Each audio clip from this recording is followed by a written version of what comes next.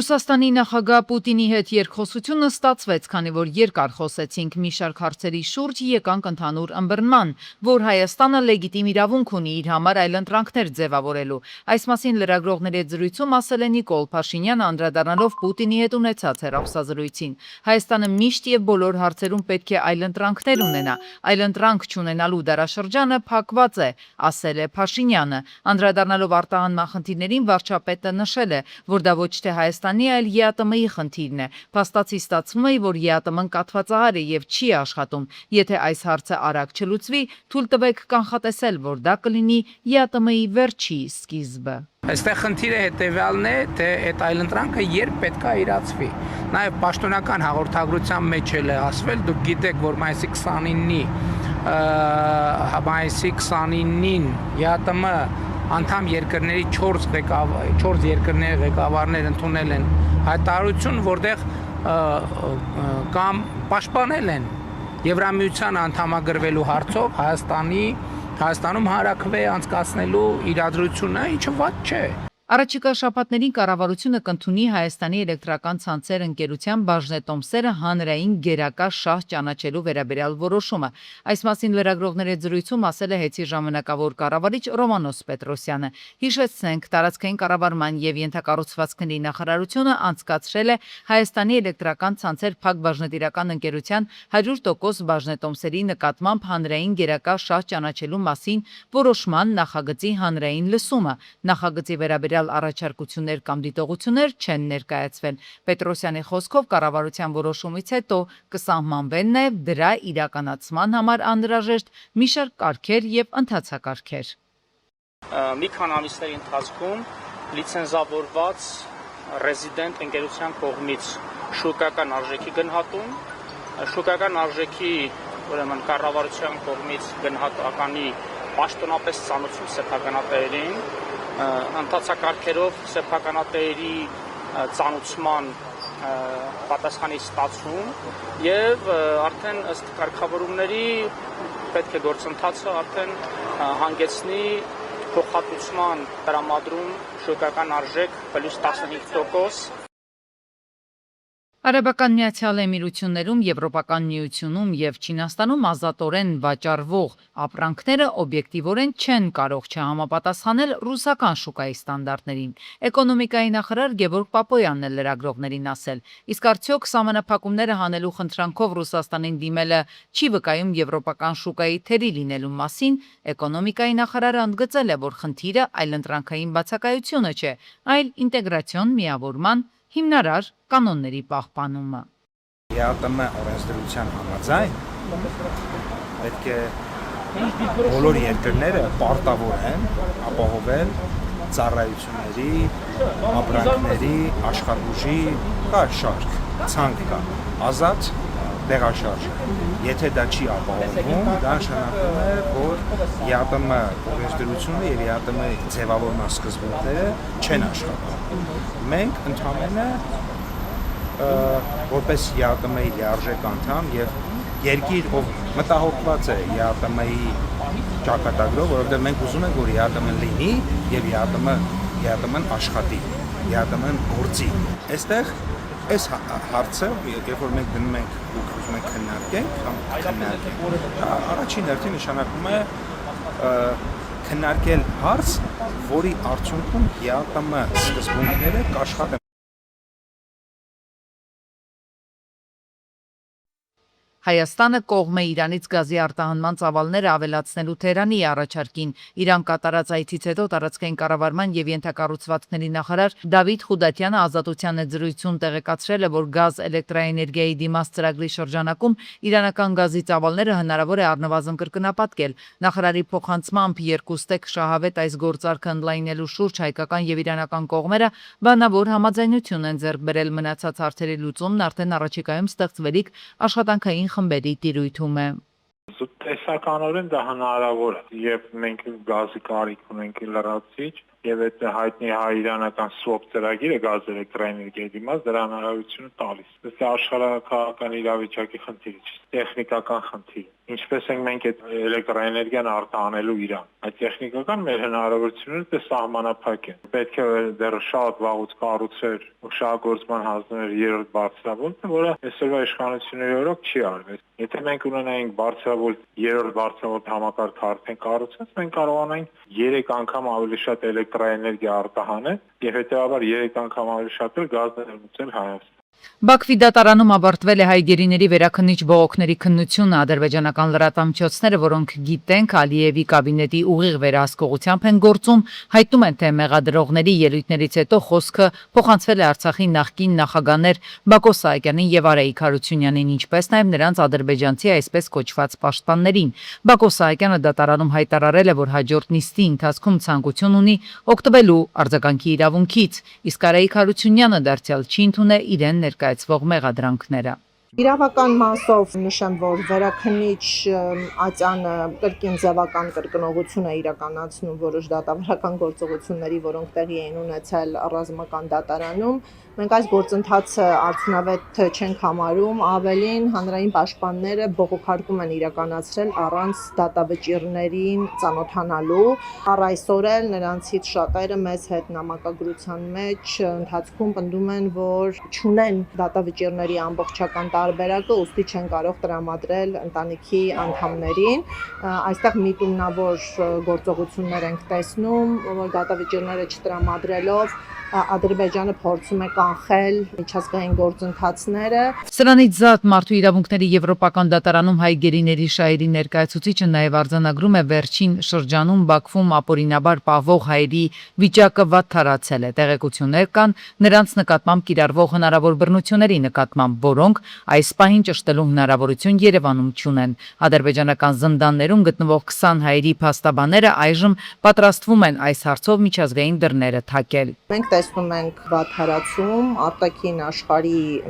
մեկուսացվածությունը գնալով խորանում է, ինչպես գիտեք, Կարմիր խաչը վերջին այցելությունը իրականացրեց փոխադարձ պայմանավորվածությունների հիման վրա 25 թվականի դեկտեմբերին։ Դրանից հետո որևէ անկախ կառույց չի կարողացել տեսակցել հայերին։ Ընտանիքների այցելությունները դարձյալ գործնական չեն, անկախ բժիշկների մուտքը ապահովված չէ, հյուպատոսական այցելությունները չեն կազմակերպվում։ Բաքվում գտնվող գերիների ընտանիքներն էլ արդեն տևական ժամանակ եզրկված են իրենց հարազատներից տեսաձայնագրություններ ստանալու, ինչպես նաև նրանց Ադրբեջան անձնական օգտագործման համար նախատեսված ծանրոցներ ուղարկելու հնարավորությունից։ Սիրանուշ Սահակյանի պնդմամբ վերջին ժամանակահատվածում էականորեն կրճատվել են նաև հեռախոսազանգերի տևողությունը։ Այսինքն մենք տեսնում ենք, որ Ադրբեջանի իշխանությունները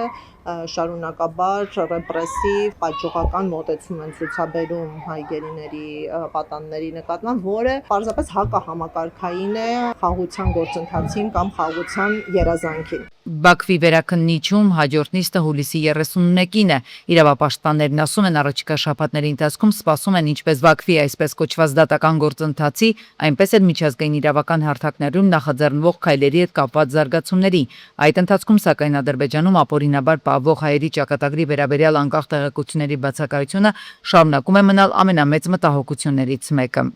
Սննդամթերքի անվտանգության տեսչական մարմինը օգոստոսի 1-ից սկսելու է խիստ վերահսկողություն իրականացնել սննդամթերքի առաքման ծառայություններ մատուցող կազմակերպությունների նկատմամբ։ Հայտարարելով այս մասին, տեսչական մարմինը նաև հիշեցնում է, որ դեռ տարեսկզբին է ոլորտի կազմակերպություններին նախազգուշացվել սպասվող լայնածավալ ստուգումների մասին։ Խստացվող վերահսկողությունը պայմանավորված է վերջին ամիսներին քաղաքացիներից ստացված բազմաթիվ բողոքներով։ Սննդամթերքի հետ անմիջական շփում ունեցող բոլոր քաղաքացիները պարտավոր են անցնել նախնական եւ պարբերական բժշկական զննություն, ինչպես նաեւ ունենալ անձնական սանիտարական բժշկական գրքույկ։ Այս պահանջի կատարումն ապահովելու պատասխանատվությունը կրում է գործատուն, հիշեցնում է տեսչական մարմինը։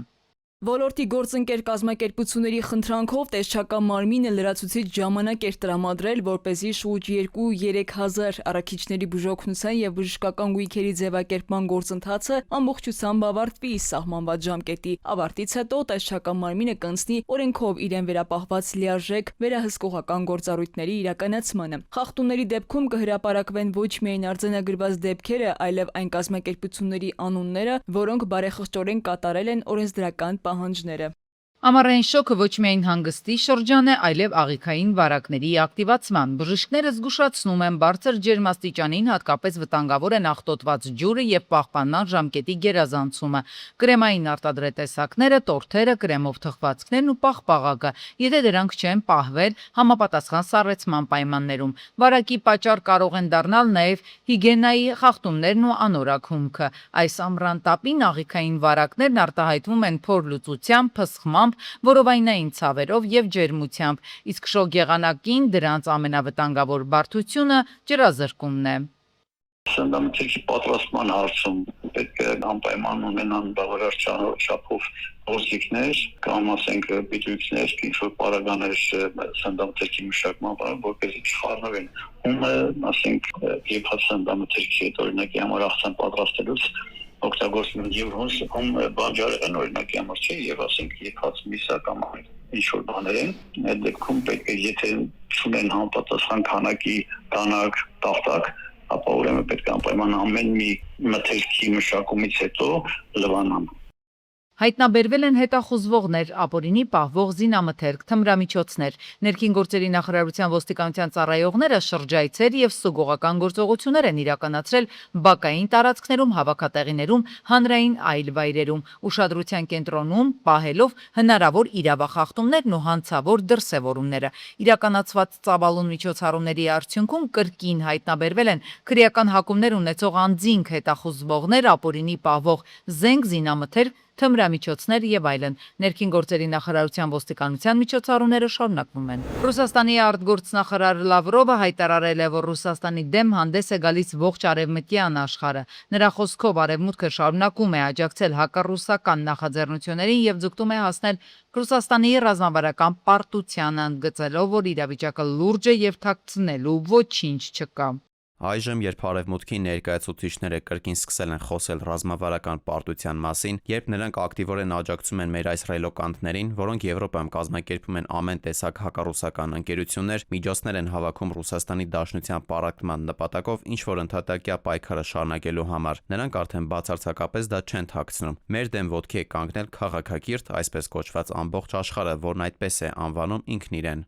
Տվերի մարզում կինոնկարահանումների համար կառուցված քաղաքում հրդեհ է բռնկվել։ Հրդեհը բռնկվել է նկարահանման համար նախատեսված դեկորացիաներում։ ՀՇԺ-ները կարողացել են ապահովել 10 շինության անվտանգությունը։ Հրդեհը մարվել է, կատարվում են կառույցների ապամոնտաժումներ։ Զոհեր չկան։ Նախնական տվյալներով հրդեհը տեղի է ունեցել հրդեհային անվտանգության կանոնները չպահպանելու պատճառով։ Իսրայելի վարչապետ Նեթանյահուն Միացյալ Նահանգների նախագահ Թրամփի հետ բանակցությունների ընթացքում տեղեկացրել է նրան, որ առանց Վաշինգտոնի համապատասխան թույլտվության հրեական պետությունն իր նախաձեռնությամբ հարվածներ չի հասցնի Իրանին։ Թրամփի հետ զրույցի ընթացքում Իսրայելի վարչապետը ընդգծել է նաև, որ Իսրայելի վրա Իրանի հարձակման հետևանքով հրեական պետությունն իրեն իրավունք է վերապահում պատասխան հարվածներ հասցնել երկրին։ Ամերիկայի կենտրոնական հրամանատարությունը հայտնել է, որ Միացյալ Նահանգների եւ Սաուդյան Արաբիայի ռազմաօդային ուժերը հարվածել են Իրաքի արևելյան հատվածում գտնվող Իրանի հեղափոխության պահապանների կորպուսի հետ կապված թիրախներին։ Ավելի վաղ Միացյալ Նահանգների կենտրոնական հրամանատարությունը հայտնել էր, որ պահապանների կորպուսի ուժերը Իրանից բալիստիկ հրթիռներ են արձակել Մերձավոր Արևելքում տեղակայված ամերիկյան զորակայանների ուղղությամբ։ Ուկրաինական ԱԹՑ-ները հարվածներ են հասցրել Ռիազանի նավթավերամշակման գործարանին եւ Վելբերեսի լոգիստիկ կենտրոնին։ Ռուսաստանի խոշորագույն 5 գործարաններից մեկը համարվող Ռիազանի նավթավերամշակման գործարանը ապահովում է երկրի նավթավերամշակման ընդհանուր ծավալի մոտ 5%-ը։ Դրոնների բեկորների ընկնելու հետևանքով արդյունաբերական տարածքում հրդեհ է բռնկվել, 6 մարդ հոսպիտալացվել է։ ՄԱԿ-ի գլխավոր քարտուղար Անտոնիո Գուտերեշը Կիպրոսի հարցի կարգավորմանը նպաստելու եւ կղզու հունական եւ թուրքական հատվածների միջև բանակցային գործընթաց ծավալելու առաքելություն է ստանձնել։ Նա Կիպրոսում է հարցի կարգավորման շուրջ նոր գաղափարների քննարկման նպատակով։ Գուտերեշը հանդիպումներ է ունեցել Կիպրոսի նախագահի եւ կղզու թուրքական հատվածի ղեկավարի հետ։ Կայանալու է ՄԱԿ-ի գլխավոր քարտուղարի եւ կղզու երկու հատվածների ղեկավարների եռակողմ հանդիպումը, որն ընթանալու է ՄԱԿ-ի խաղաղապահների վերահսկողության տակ գտնվող Չեզոկ գոտում։ Ճապոնիայի Կյուսյու կղզու Կումամոտո պրեֆեկտուրայում տեղի ունեցած հզոր երկրաշարժի զոհերի թիվը հասել է ավելի քան 13-ի։ Վարչապետի խոսքով իշխանությունները ձեռնարկելու են բոլոր անհրաժեշտ միջոցները մարդկանց շուտապույտ փրկելու համար։ Իդեպ կղզում գրանցվել է 7.1 եւ 6.1 մագնիտուդ ուժգնությամբ 2 երկրաշարժ։ Ստորգետնյա ցնցումների հետևանքով կղզում վնասվել են ճանապարհներ, ավերվել են տներ, գրանցվել են հրդեհներ։ Տվերի մարզում կինո նկարահանումների համար կառուցված քաղաքում հրդեհ է բռնկվել։ Հրդեհը բռնկվել է նկարահանման համար նախատեսված դեկորացիաներում։ Հրշեջները կարողացել են ապահովել 10 շինության անվտանգությունը։ Հրդեհը մարվել է, կատարվում են կառույցների ապամոնտաժումներ։ Զոհեր չկան։ Նախնական տվյալներով հրդեհը տեղի է ունեցել հրդեհային անվտանգության կանոնները չպահպանելու պատճառով։ Թուրքիայի Անտալիա նահանգի Քաշ շրջանում հուլիսի 28-ին բռնկված անտառային հրդեհի մարման աշխատանքները շարունակվում են։ Դժվարամատչելի Զառիթափ եւ Ժայռո տեղանքում հրդեհաշիջման աշխատանքները ցամաքային խմբերը շարունակում են նաեւ գիշերվա ընթացքում։ Հրդեհաշիջման աշխատանքներում ներգրավված են նաեւ ուղղաթիռներ եւ ինքնաթիռներ։ Հայաստանում հանրային քրեական հետապնդում է հարուցվել ռուս վլոգեր Նադեժդա Պիրոշկովայի նկատմամբ, որը ռիլի միջոցով վիրավորել է հայերին։ Այս մասին ոտ-տակի գրավոր հարցմանն ի պատասխան հայտնել են քննչական կոմիտեից։ Վլոգերը Instagram-ի իր էջում հուլիսի 14-ին տեսանյութ էր հրապարակել, որտեղ հայերին առնետներ է անվանել եւ վրդովվել է, որ Վարդավառին իրեն ջրել են։